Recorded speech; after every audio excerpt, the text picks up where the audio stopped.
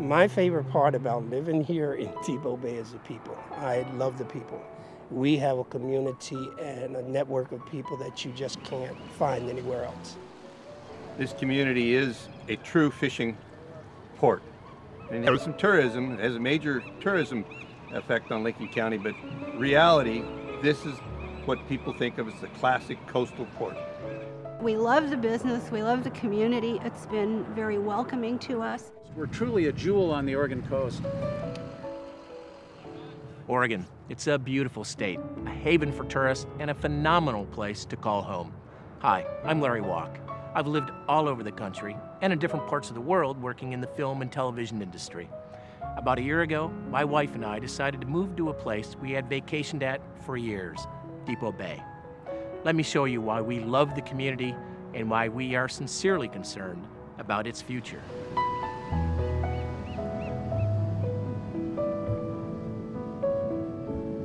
A huge percentage of all our businesses are inspired by the tourism industry.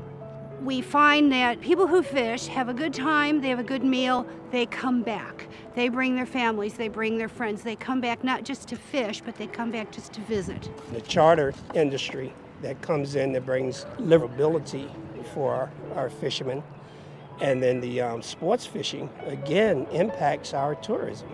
So it's extremely important that both of these industries be maintained here in Depoe Bay. Without the fishermen and the tourists, we wouldn't have any industry in Depoe Bay. We're highly dependent on the tourists for the hotels, restaurants, and the charter fishing fleet. Small boat fishermen, they're very important to the local economy because, you know, they need a place to stay, they buy gas, they buy gear, groceries. They're really a big part of the economy. Whale watching is extremely important to Depoe Bay. We have more and more whale watchers every day. It is so awesome just to watch this 45-foot, 45-ton whale come within 2 to 10 feet of the boat. The whales go by, we watch the whales, and they just keep going. And we see new ones every day staying in the Depoe Bay area. My heart still throbs every time I see that, and that happens very, very often. Our tourism business is not isolated either. People will go to Depoe Bay, to Newport, to Toledo, and we're all connected economically. Depoe Bay was born of the ocean and continues to rely upon the ocean for its breath. Depoe Bay has grown up with the ocean being part of their community. The fishing activities have always been part of Depoe Bay, and all the activities that go on in Depoe Bay are either directly or indirectly connected to the fishing industry here.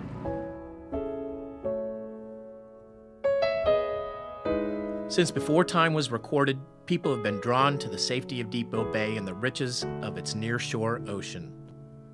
Members of the Siletz Nation were here first, followed by scattered white settlements throughout the 1800s. There is evidence of otter hunters wintering here in 1878. The Sunset Investment Company set up the town site in 1927 after the development of the Roosevelt Coast Highway. The Coast Guard arrived in the 40s, and in 1945, Depoe Bay was designated as a harbor of refuge. The seawall was constructed by 1951, and the harbor dredged to a consistent 8-foot depth. In 1962, Depoe Bay began operating independently from the Port of Newport.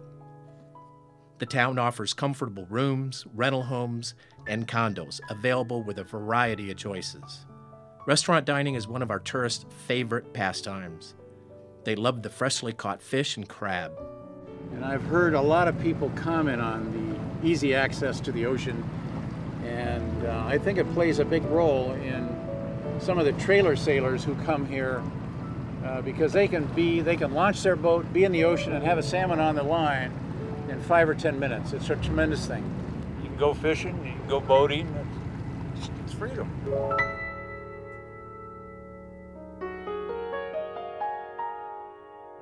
Our oceans here are so extremely productive that what has happened is a lot of the phytoplankton, a lot of the plant plankton has reproduced very rapidly, died, sank to depth, and as the bacteria are decomposing it, they're taking up oxygen and that bottom environment becomes anaerobic.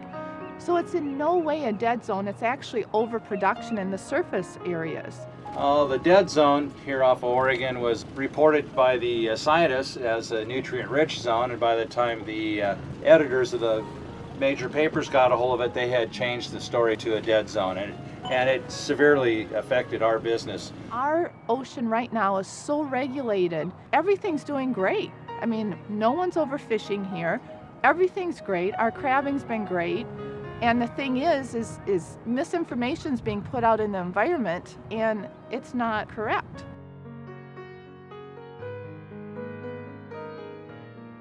There is an incredible diversity of species living right offshore. Clams, urchins, Dungeness crab, Pacific pink shrimp, coho and Chinook salmon, halibut, lingcod, cabezon, and a large variety of rockfish.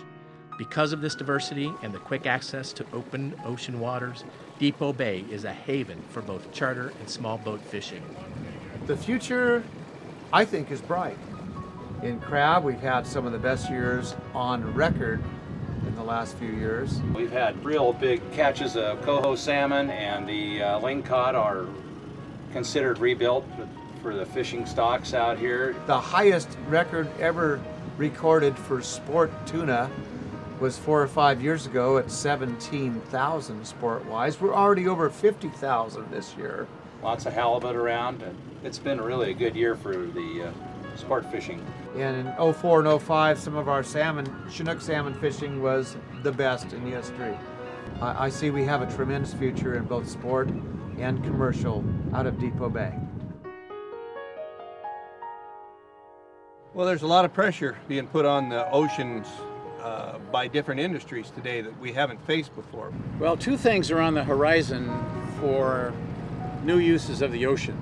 One is marine reserves, and the other is wave energy systems. There's other opportunities that are going to develop, and each of them are going to want their own space. If you have, several hundred buoys out there, then somebody is going to lose access to the grounds, and traditionally it's been the fishing industry. You should plan to visit Depoe Bay soon. We'd like to show you what you may have been missing and why we are concerned about our future and about decisions being made regarding the nearshore ocean. Those decisions will have an effect on our livelihood, our quality of life, and that of generations to come. We are making a living. We're saving a few dollars, we're making our mortgage payments, we're supporting the local economy, and we've even increased our payroll. But without charter fishing, we wouldn't be able to do that. It concerns me because it's like everybody else just wants to push the fishermen who've been the historic users of the grounds out. We could no longer sustain our way of life, Fishing would be over. It's too important of a thing to lose.